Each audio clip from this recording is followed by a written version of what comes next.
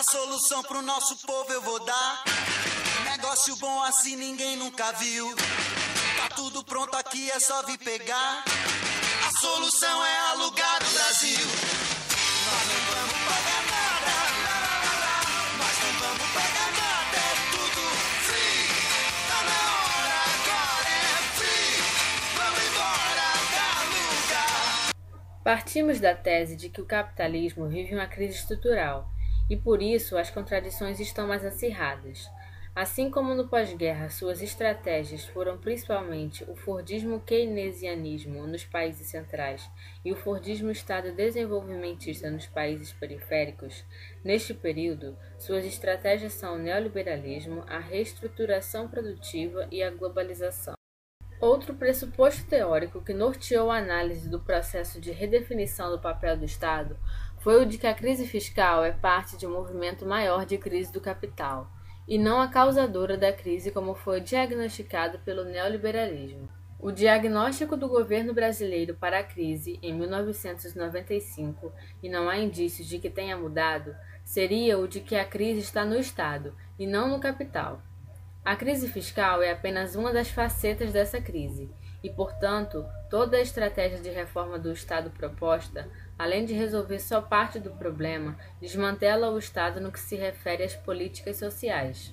Aponta-se que o Estado gerou distorções e ineficiências ao tentar assumir funções diretas de execução, e, nesse sentido, reformar o Estado significa transferir para o setor privado as atividades que podem ser controladas pelo mercado. As estratégias de reforma do Estado no Brasil são a privatização, a publicização e a terceirização. A publicização nada mais é do que outro termo para a privatização.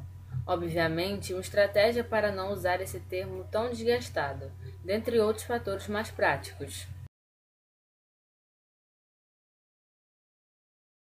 Para a teoria neoliberal, não é o capitalismo que está em crise, mas o Estado. A estratégia, portanto, é reformá-lo ou diminuir sua atuação para superar a crise. O mercado é que deverá superar as falhas do Estado, portanto, a lógica do mercado deve prevalecer, inclusive sobre ele, para que possa ser mais eficiente e produtivo. O neoliberalismo ganharia força e visibilidade com o Consenso de Washington em 1989. Na ocasião, a líder do Reino Unido, Margaret Thatcher, e o presidente dos Estados Unidos, Ronald Reagan, propuseram os procedimentos do neoliberalismo para todos os países, destacando que os investimentos nas áreas sociais deveriam ser direcionados para as empresas. Esta prática, segundo eles, seria fundamental para movimentar a economia e, consequentemente, gerar melhores empregos e melhores salários. Houve ainda uma série de recomendações especialmente dedicadas aos países pobres, as quais reuniam a redução de gastos governamentais, a diminuição dos impostos, a abertura econômica para importações, a liberação para a entrada do capital estrangeiro, privatização e desregulamentação da economia. O objetivo do Consenso de Washington foi em certa medida alcançado com sucesso, pois vários países adotaram as proposições feitas. Só que muitos países não tinham condições de arcar com algumas delas, o que gerou uma grande demanda de empréstimos ao Fundo Monetário Internacional. Logo criava-se todo um sistema de privilégios para os países desenvolvidos, pois as medidas neoliberais eram implementadas sob o monitoramento do FMI, e toda essa abertura econômica favorecia claramente aos países ricos, capazes de comprar as empresas estatais e de investir dinheiro em outros mercados. Por outro lado, o argumento de defesa do neoliberalismo diz que a abertura econômica é benéfica porque força a modernização das empresas. Entretanto, é preciso lembrar que muitas dessas empresas não tinham condições de se modernizar com tamanha rapidez e com tanto investimento, o que resultou em muitos empréstimos, incapacidade de pagamento, dívidas em crescimento, falência e, por fim, desemprego.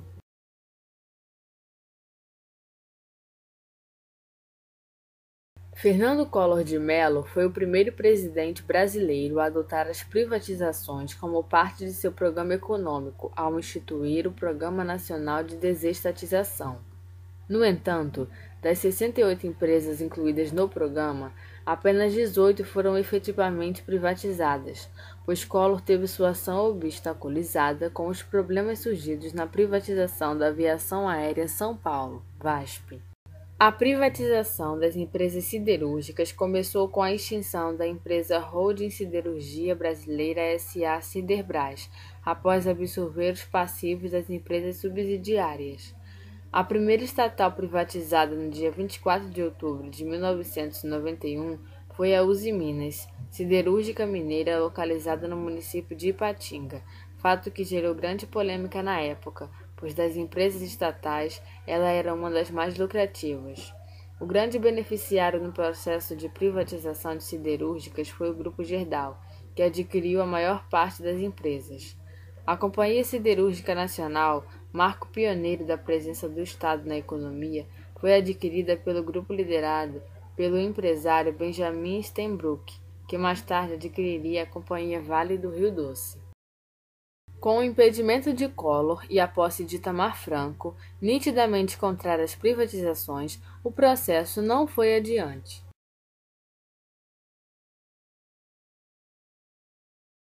Com a criação do Conselho Nacional de Desestatização, Fernando Henrique Cardoso, adotando algumas recomendações então em vigor do Consenso de Washington e do FMI, deixou claro seu propósito de implementar um amplo programa de privatizações.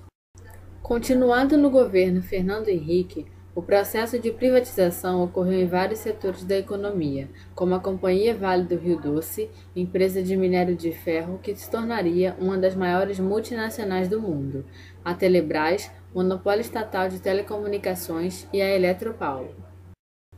Enquanto a quase totalidade dos defensores do keynesianismo apoiavam a concepção do projeto de desestatização, vários economistas de outras escolas de pensamento econômico, vários partidos de oposição, sindicatos trabalhistas e suas respectivas centrais sindicais, bem como muitos juristas e outros setores representativos da sociedade civil, manifestaram-se contrários ao processo de privatização tal como for anunciado. Tentaram sem sucesso inviabilizá-lo por meio de manifestações e medidas judiciais. Os leilões de privatização, que foram públicos, se realizaram na Bolsa de Valores do Rio de Janeiro e foram objeto de violentos protestos de militantes esquerdistas. O resultado final das privatizações revelou um aspecto peculiar do programa brasileiro. Algumas aquisições somente foram feitas porque contaram com a participação financeira dos fundos de pensão das próprias empresas estatais, como no caso da Vale, ou da participação de empresas estatais de países europeus. O controle acionário da Light Rio, por exemplo, foi adquirido pela empresa estatal de energia elétrica da França. Ao longo dos 8 anos de mandato de Fernando Henrique Cardoso, as privatizações lograram atingir a receita total de 78,61 bilhões de dólares, sendo 95% em moeda corrente e com grande participação dos investidores estrangeiros, que contribuíram com 53% do total arrecadado. Deste total, 22,23 bilhões de dólares referem-se à privatização do setor elétrico e 29,81 bilhões de dólares à do setor de telecomunicações.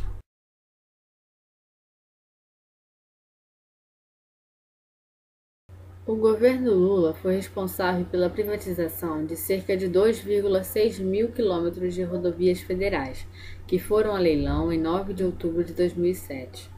O grande vencedor do leilão para explorar por 25 anos pedágios nas rodovias foi o grupo espanhol OHL. Entre outras privatizações do governo Lula estão Banco do Estado do Ceará, Banco do Estado do Maranhão, Hidrelétrica Santo Antônio, Hidrelétrica Giraú e linha de transmissão Porto Velho Araraquara. Quando se mentia ao povo, falando em patrimônio do país, mentia-se. Porque o tal patrimônio não é do povo, não. É dos oportunistas e picaretas que infestam ministérios estatais e que sangram o tal patrimônio na cara de todos nós, dizendo: estamos defendendo vocês. E aí metem a mão grande nos bens públicos.